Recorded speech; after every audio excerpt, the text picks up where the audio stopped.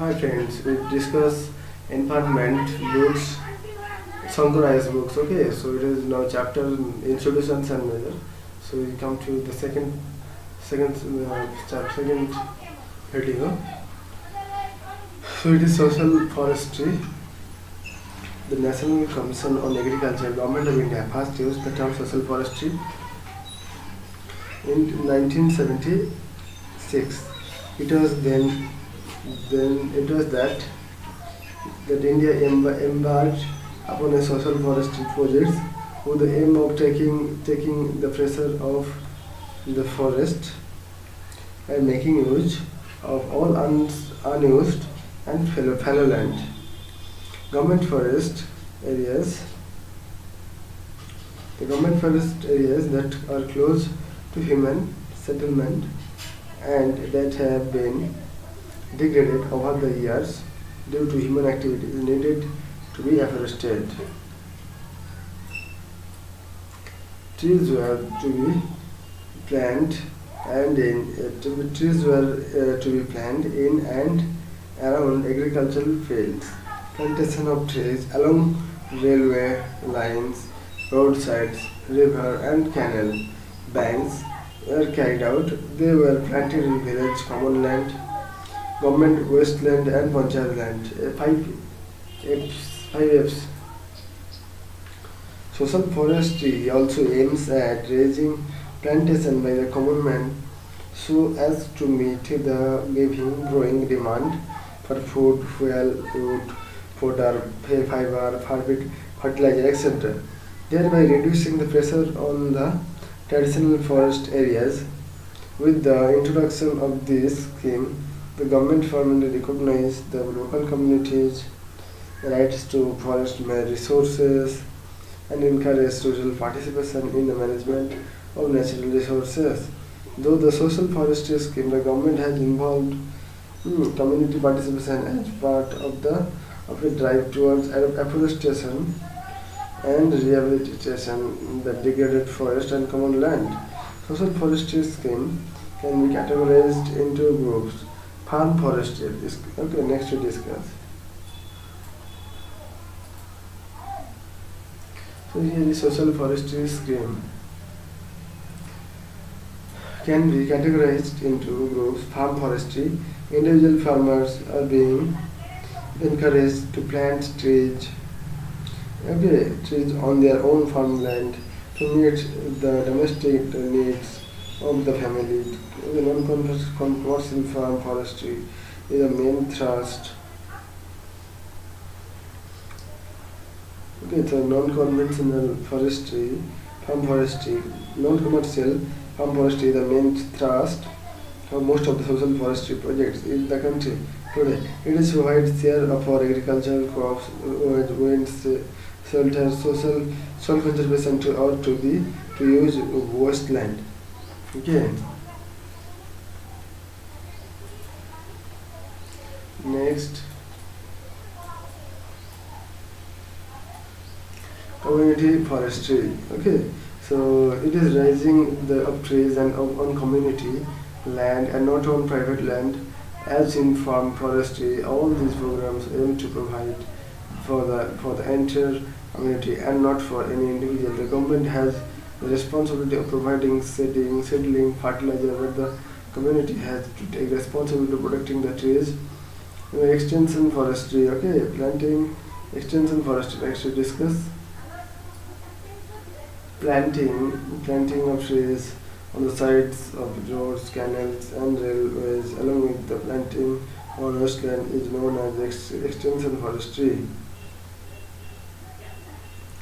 Okay, so increasing the boundaries of forest. Okay, under the project, under this project there has been creation of creation of wood lots in the village common lands, government wastelands, okay, and panchayat lands. Recreational forestry, raising of trees, which the major objective of recreation alone. Do you know? The Atapaka Bird Sanctuary, part of Kolleru Lake, has been identified as the world's largest home for the sport-billed pelican. Okay, Athabasca Bird Sanctuary, Colliery Lake, part of. Next, we discuss National Bamboo Mission. National Bamboo Mission is a centrally sponsored scheme with 100% contribution from central government. It is being implemented by the Horticulture Division under the Department of Agriculture and Cooperation in the Ministry of Agriculture, New Delhi.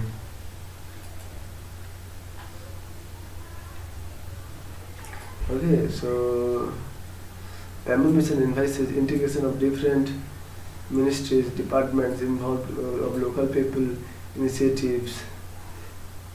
Okay, local people initiative for the holistic development of bamboo sector in terms of growth of bamboo through increase in area coverage, enhanced yields of scientific management, marketing of bamboo and bamboo-based handicrafts, generation of employment opportunity, etc. Objectives of the mission: to promote the growth of bamboo sector through an area-based regionally differentiated strategy to increase the coverage of an area under the bamboo age potential areas with suitable species to enhance yield, to promote marketing of bamboo and bamboo-based handicrafts, to establish convergence and synergy among stakeholders for the development of bamboo.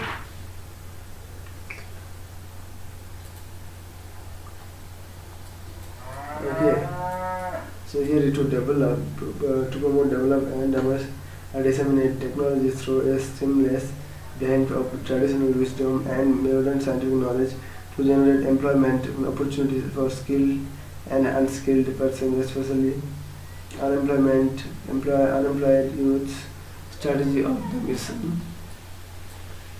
the mission: adopt a coordinated approach covering productions and marketing to assure appropriate returns to growers, producers, promote research and development of genetically superior clones of suitable species and technologies for enhanced production. Okay, enhance acreage in forest and non-forest areas and productivity of bamboo through species change and improved cultural practice. Research. Okay, promote where appropriate cooperatives and self-help groups to ensure support and adequate return to farmers. Facilitate capacity building and human resource development at a national, state and sub-state level structures to ensure adequate returns for produce of the farmers and eliminate middlemen to extent possible. Okay, so next we discuss comprehensive environmental pollution index. Okay, comprehensive environmental pollution index. Okay, so comprehensive environmental pollution index is a pollution index is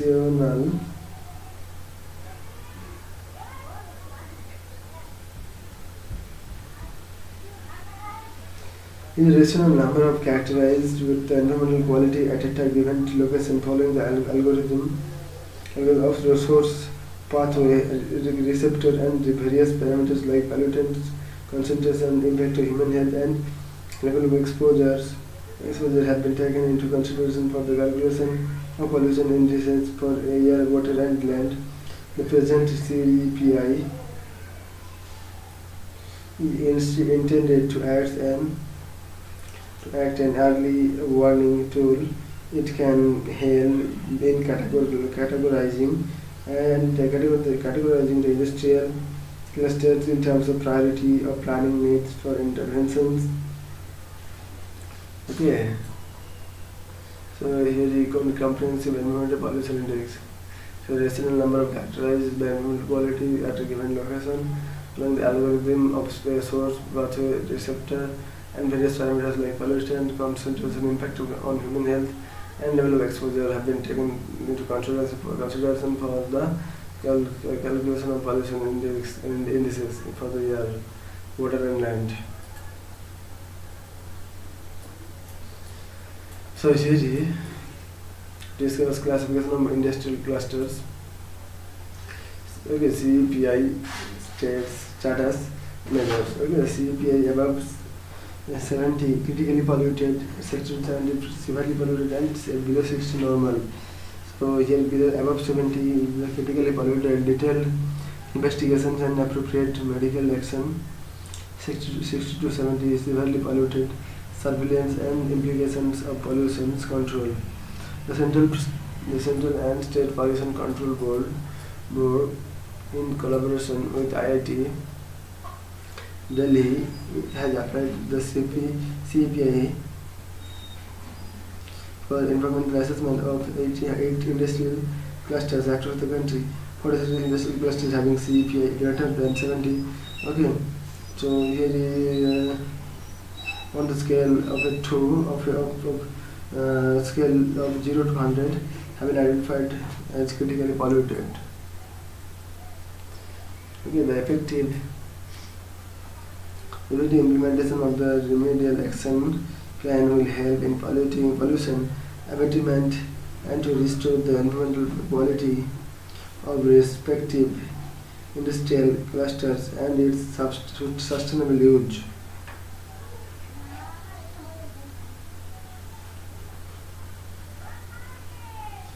Sustainable use.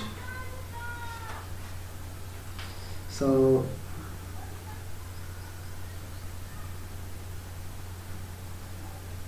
the polluted industrial clusters areas shall be further explored in order to define the special boundaries as well as the extent of eco-geological damages. There are still some aspects that need to be improved, include consistency in pollution monitoring data, selections of sampling locations for the environmental monitoring, and collection of data for adverse impact on human population and other geo-ecological features due to industrial pollution. Next we discuss lightening billion lives. Okay, so here you lightening a billion lives. Okay, lightening a billion lives is a campaign by Terry that promotes the use of solar lanterns specially designed and manufactured on decentralized basis. Lightening a billion lives has been able to engage with government interventions under Sarva Shiksha Abhiyan, Madhya Pradesh Rural Livelihood Project, Rashtriya Gramin Vikas Nidhi, and has facilitated the spread of mobile telephony with support from Department of Technology, Telecommunications, Government of India. Lightening a billion lives has successfully engaged the private sector and leveraged corporate social responsibility. Okay, this initiative has the potential to contribute toward the realization of the Millennium Development Goals by improving energy access for the rural poor.